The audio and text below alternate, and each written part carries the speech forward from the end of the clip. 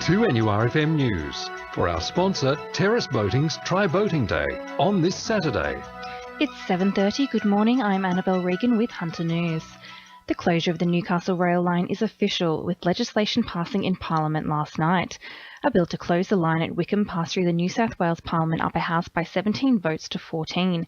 The Baird government has also promised an additional $50 million to the project after agreeing to 5 conditions from the Shooters and Fishers MPs in a bid to gain their support.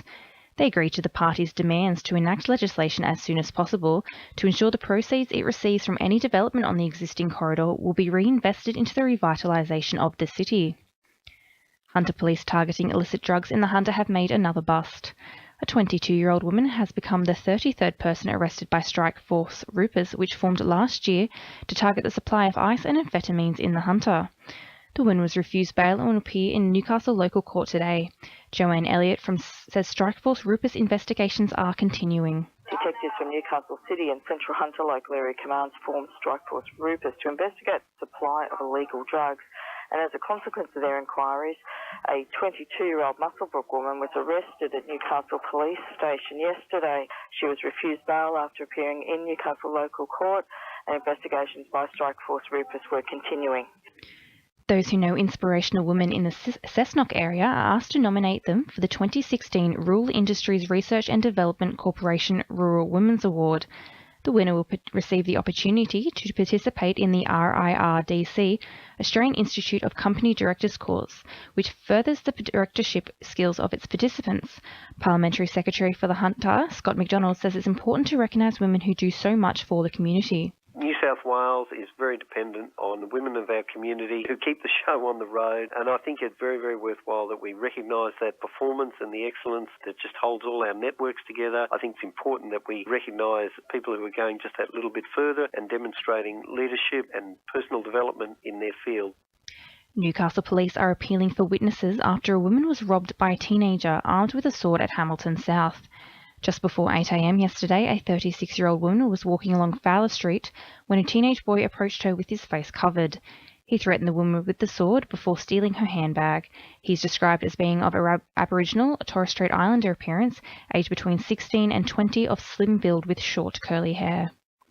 Upper Hunter locals have been invited to give feedback on a new strategic plan made by Hunter Local Land Services. 12 initiatives make up the 5-year strategy, focusing on elements such as sustainable primary production and natural resource management in the local area. Hunter Local Land Services General Manager Brett Miners speaks of the importance of local feedback on the plan. So we're very keen to receive whatever responses and feedback we can, and then we'll make it public how we actually take on board all the advices and views that's provided, so people can see how it's been able to be incorporated into our strategic direction. Sport, thanks to our sponsor, Warners Bay Sports Club's Melbourne Cup Carnival. The Newcastle Knights could see some new faces in their support staff following a restructure in the club's operations. Knights Chief Executive Matt Gidley has spent the week informing current staff how the club will operate after its makeover. Under the changes, new head coach Nathan Brown will have an extra person added to his immediate coaching staff, with former West Tigers coach Mick Potter expected to come on as coaching coordinator. Current staff will have the opportunity to meet with Brown and plead their case for retention. The Newcastle Jets W League side will look to some experienced American imports for leadership when their season kicks off at the end of this month. Megan Oyster and Caprice Didasco both made their top-grade debut for the University of California last season and are hopeful they can pass on their experience to some of the Jets' younger players. The Jets women will play their first game against Perth Glory on the 24th of October.